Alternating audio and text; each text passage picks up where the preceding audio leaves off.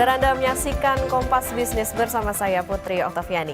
Jajak pendapat Kompas menunjukkan mobil jadi pilihan masyarakat yang akan melakukan mudik antar kota dalam provinsi di arus mudik tahun ini. Jajak pendapat Kompas yang dilakukan pada 4 hingga 7 Maret 2025 dengan melibatkan 532 responden dari 38 provinsi menunjukkan 48% responden yang berencana mudik dengan mobil akan melakukan perjalanan antar kota dalam provinsi.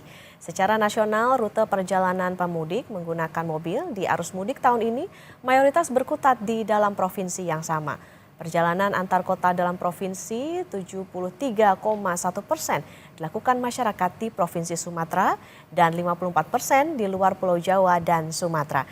Sementara itu di Pulau Jawa, saudara, 41,1% responden berencana mudik menggunakan mobil dengan rute perjalanan antar kota antar provinsi.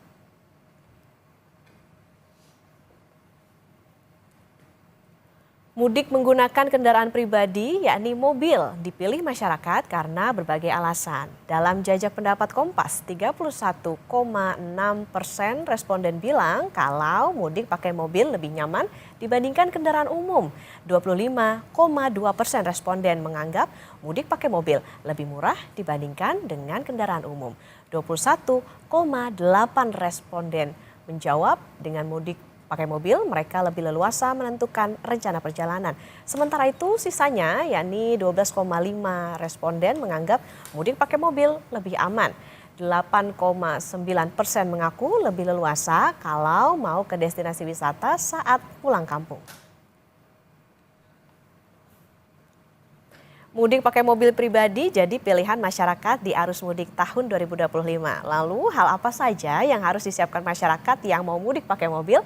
Sudah bergabung praktisi otomotif Anjar Laksana yang sudah hadir di studio Kompas TV. Mas Anjar, selamat pagi. Selamat pagi Mbak Okta. Nah Mas Anjar, tadi kan kalau secara angka relatif cukup besar lah ya masyarakat yang akan mudik menggunakan mobil. Jadi apa yang perlu disiapkan atau diperhatikan ketika mereka akan mudik menggunakan mobil? Oke, ketika kita mau mudik lebaran ya, untuk mobil ICE atau mobil pembakaran internal biasanya yang disiapkan adalah power. Power itu apa sih? P-nya paper, siapkan dokumen-dokumen pribadi, SIM, STNK, KTP dan lain-lainnya. O-nya itu biasanya oil, jadi bagian oli-oli di dalam mobil, oli engine, transmisi dan lain-lainnya. Kalau misal power steering ada pakai hidrolik, cek juga apakah di low atau di high. Terus W, water, cek juga bagian air radiator, air wiper dan air yang lainnya, apakah berkurang atau enggak, pastikan itu dalam kondisi yang normal. Terus E, electrical itu sistem-sistem yang di dalam mobil, ketika kita nyalakan mobil, apakah ada indikator-indikator yang mencurigakan, engine check misalnya, berarti biasanya ada sensor yang bermasalah, ada engine yang bermasalah. Terus kalau misal indikator ada ABS-nya nyala, itu harus dibawa ke bengkel gitu kan. Jangan lupa kalau misal electrical itu ada yang namanya sikring di depan. Kita cek, biasanya ada cadangannya di situ Mbak. Nah, sikring itu kalau misal kurang atau kita bermasalah, harganya murah, tapi kalau kita mogok dan sikringnya putus, itu mobil kadang nggak bisa jalan gitu kan. Jadi itu perlu dicek juga yang cadangannya. Terus yang R, rubber. Rubber itu yang paling penting adalah ban. Cek tekanannya, biasanya di panel sebelah kanan atau sebelah kiri ada tekanannya 30 PSI, ada 35. Kalau misal kita mudik sebaiknya ditambah gitu kan, karena kita bawa beban banyak, ditambah ke 5 poin jadi 35 atau jadi ke 40, itu nggak masalah. Nah terus bagian seal atau karet-karet yang lain itu juga perlu dicek. Sedangkan kalau misal kita mudik mau pakai mobil listrik, kalau saya sebetulnya kalau high season ya, peak season gini kurang merekomendasikan gitu kan, karena biasanya kalau misal H-3, H-4 itu rest area sistemnya buka tutup. Kadang kita udah mau habis, tapi rest area-nya kebetulan tertutup gitu kan, jadi susah gitu kan. Kecuali kalau misal persiapannya jauh, H-10, H-7, pakai mobil listrik, saya kira nggak masalah. Dan balik lagi ke Jakartanya juga pakai misal H+10 gitu, nggak masalah. Oke, jadi memang harus memperhatikan tidak hanya kondisi mobil tapi juga timingnya kapan berangkatnya dan juga pulangnya. Betul. Nah, Mas Anjar, kalau misalnya sekarang di masyarakat sudah banyak yang akan memilih mudik menggunakan mobil, mungkin mereka ada yang tidak mau menyewa atau beli langsung gitu. Nah, kapan waktu yang tepat? Apakah ini menjadi momen yang tepat untuk membeli mobil? Lalu harus cash atau kredit kira-kira? Ya, sebetulnya kalau momen ya yang tepat untuk membeli mobil itu ada di 1 bulan 2 bulan sebelum Lebaran. Contohnya kayak kemarin ada pameran IMS Indonesia International Motor Show yang diselenggarakan oleh KG Group juga kan. Nah di situ biasanya banyak promo-promo. Misal jenis mobil MPV yang disukai oleh masyarakat untuk mudik, itu bisa diskonnya sampai 30 juta. Padahal kalau misal bulan-bulan biasa diskonnya paling 15, 20, itu bisa sampai tembus 30 juta. Gitu. Apalagi misal kita beli awal-awal bulan tuh, Januari, itu bisa NIK 2004, itu masih dijual, tapi harganya bisa diskon 50 juta. Nah itu lumayan. Nah kalau misal mepet-mepet kayak gini memang agak susah sih, karena kan untuk pembuatan STNK itu butuh waktu 10 hari kerja gitu kan, BBKB dan seterusnya. Jadi butuh waktu kalau beli mobil baru agak mepet kalau sekarang gitu kan. Kalau mungkin mobil bekas masih bisa jadi opsi juga sih. Gitu. Oke, Mas Anjar, ada korelasi tidak arus mudik dengan penjualan mobil jelang Ramadan atau Lebaran? Biasanya gimana Mas? Misalnya kalau mau mudik dengan asumsi mereka belum punya mobil, biasanya orang akan pilih beli baru atau beli second atau rental? Nah, saya juga beberapa kali ngobrol sama APM gitu kan. Kemudian kalau kita lihat data dari Gaikindo, penjualan Februari, 1 bulan sebelum Lebaran ini, 72.000 unit, artinya naik 2,2% dibandingkan tahun lalu. Ada tren. Dan bahkan ada mobil yang ikonik untuk mudik, yang biasanya kalau setiap bulan lakunya 4.000 unit, tiba-tiba laku 6.000 unit gitu. Itu hanya ketika momen Lebaran itu ada gitu mobil. Jadi memang orang kalau mau mudik itu trennya memang beli mobil baru gitu kan. Entah itu jenis LMPV, jenis LUV gitu kan. Biasanya jenis-jenis yang punya kapasitas angkut yang lebih gede gitu. Daya angkut penumpangnya juga lebih banyak biasanya kayak gitu. Terus kalau misal beli cash atau kredit, itu sebenarnya juga preferensi masing-masing gitu loh. Tidak ada yang salah kalau misal kita tahu kebutuhan kita, ya kalau bisa, kalau ada dananya beli cash gitu kan. Terus ada promo-promo biasanya kalau dari APM itu kan pabrikan ada promo bunga 0% untuk tenor 2 tahun. Nah, itu bisa kita manfaatkan lah kalau misal kita mau kredit gitu kan. Terus kalau kredit juga usahakan jangan tergiur dengan soft loan yang sebetulnya itu ya bunganya gede ya, mencekik ya. Kelihatannya aja soft loan, tapi ya ke belakangnya akan merepotkan. Itu kita perlu kalkulasi juga mobil yang tepat guna bagi kita tuh apa sih gitu kan. Gitu. Oke, tapi tentu yang tidak yang nggak juga luput kan selain tentu kapasitas tadi dikatakan untuk bisa membawa keluarga gitu untuk bisa mudik, tapi kan tentu juga orang akan menimbang-nimbang misalnya kalau beli mobil second. Nah ini apa sih Mas, ada tips nggak untuk masyarakat yang bisa memilih mobil second, terutama kan kemarin sempat terjadi banjir. Nah kalau misalnya mobil bekas banjir atau bekas tabrak itu gimana? Apa yang perlu diperhatikan? Nah beli mobil second itu sebenarnya kan ada beberapa pilihan ya, beli dari personal lewat marketplace gitu kan, ada beli dari lelangan dan beli dari showroom. Kalau saya sendiri merekomendasikan beli dari showroom karena kan ada garansinya bisa 6 bulan sampai 12 bulan kan tergantung masing-masing showroomnya. Terus banyak APM yang sekarang yang melihat bahwa mobil second itu pasar yang besar gitu. Kalau kata Gaikindo tahun lalu saja jumlahnya 1,8 juta unit, bahkan lebih gede dibandingkan mobil baru yang cuma 800 sekian unit ya. Terus kalau mobil second ya kalau bisa di bawah 5 tahun atau kilometernya di bawah 100.000 kilometer karena kan belum banyak penyakit ya, belum banyak perbaikan gitu. Tapi kalau misal pemula, lah gimana dong dengan pemula yang apa ya butuh mobil tapi yang harganya ekonomis? Ya nggak apa-apa, kita cari solusinya. Misal kita beli mobil yang populer di masyarakat, yang spare part-nya itu banyak gitu kan. Karena kan spare part juga ada yang ori, ada yang grade 1, grade 2 dan seterusnya. Itu bisa jadi poin-poin pertimbangan sebelum beli mobil second, apalagi untuk mudik kayak gini kan. Biasanya LMPV, LSUV itu jadi favorit gitu. Oke, jadi harus riset juga nih ya kalau saya mau beli. Nah, Mas Anjar, tapi perlu diperhatikan juga soal tadi kalau selain kondisi mobilnya, kalau misalnya dalam satu mobil idealnya berapa penumpang sih? Karena kan juga membawa barang-barang tuh. Betul. Nah, itu gimana yang perlu diperhatikan?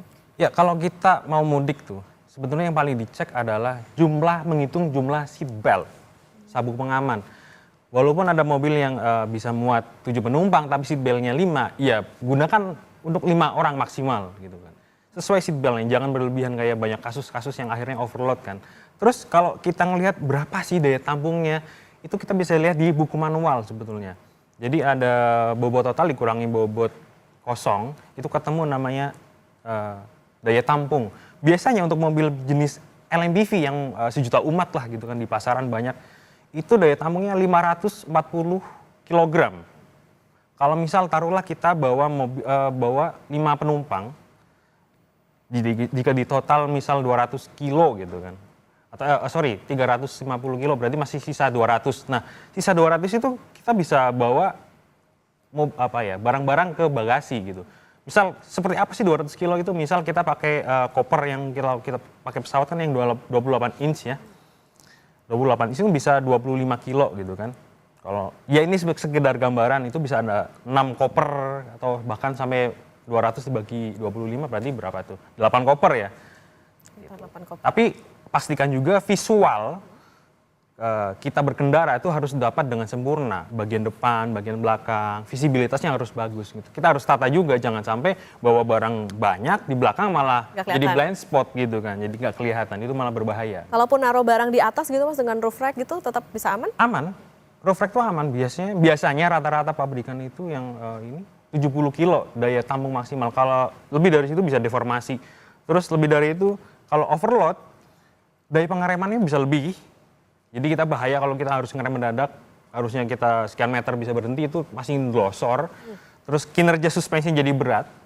Pasti body roll, itu pasti kalau bisa overload. Untuk pengendalian misal kita koreksi setir sedikit aja, udah pasti mobil itu oleng dan goyang. Itu sangat berbahaya banget. Sebaiknya memang bawa barang-barang ya secukupnya lah gitu loh. Walaupun mobil itu bisa menampung 500 sekian kilo, sebaiknya jangan sampai segitu gitu. Jadi mobil nyaman dibawa bareng-bareng keluarga. Berarti untuk spek yang perlu diperhatikan apalagi masyarakat yang mudik antar kota antar provinsi gitu Mas, itu apa sih yang bisa memastikan bahwa mobil ini aman, nyaman terutama untuk perjalanan jauh? Ya, biasanya kalau untuk mudik yang paling difavoritkan oleh masyarakat itu jenis MPV, LSUV, karena dia punya jarak sumbu roda atau wheelbase-nya itu panjang 2.600, ada yang 2.700 lebih. Apa sih hubungannya jarak roda panjang dengan kita pergi jauh? Biasanya center of gravity atau pusat gravitasi itu sangat berpengaruh terhadap kenyamanan gitu kan. Terus misal kalau mobil yang wheelbase-nya panjang, biasanya relatif stabil ketika diajak pergi jauh.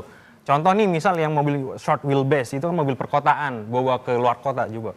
Pasti kan kalau kena goncangan sedikit nggak nyaman gitu, itu bikin capek gitu kan. Makanya jenis-jenis mobil yang kayak LMPV, LSUV itu pasti diminati ketika musim-musim mudik seperti ini gitu Mbak. Oke, nah Mas Anjar, kalau misalnya sebelum beli mobil kadang kan orang kepikiran, wah nanti kalau dijual harganya jatuh atau gimana. Nah ini gimana nih untuk soal resale value-nya atau harga jual kembalinya. Kemudian kalau misalnya orang oke deh nggak beli tapi sewa, nah apa yang perlu diperhatikan, asuransi mobilnya kah atau bagaimana?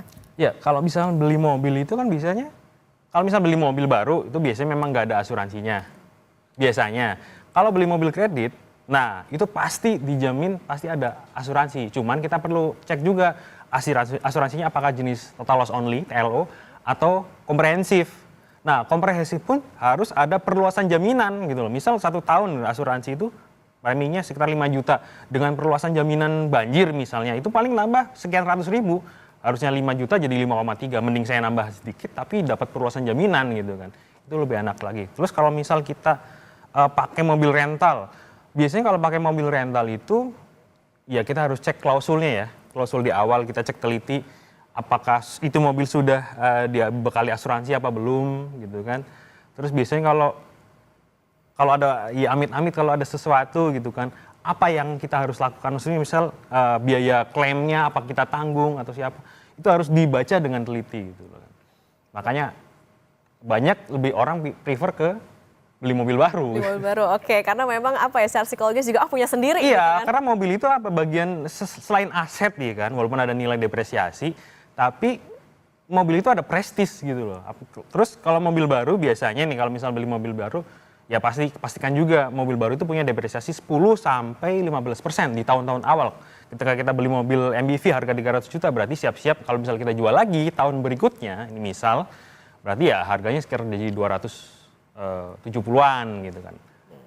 Oke, nah ini yang perlu diperhatikan tadi ya kalau misalnya masyarakat mau mudik menggunakan mobil tidak hanya tergiur dengan harga murahnya saja tapi juga harus riset kalau mau beli atau mempertimbangkan untuk sewa. Ini tadi ada perlu yang diperhatikan tidak hanya kondisi mobil tapi juga ya tentunya kondisi fisik juga ya Mas ya untuk nanti berkendara. Terima kasih praktisi otomotif Mas Anjar Laksana sudah bersama di Kompas Bisnis. Sehat selalu Mas Anjar.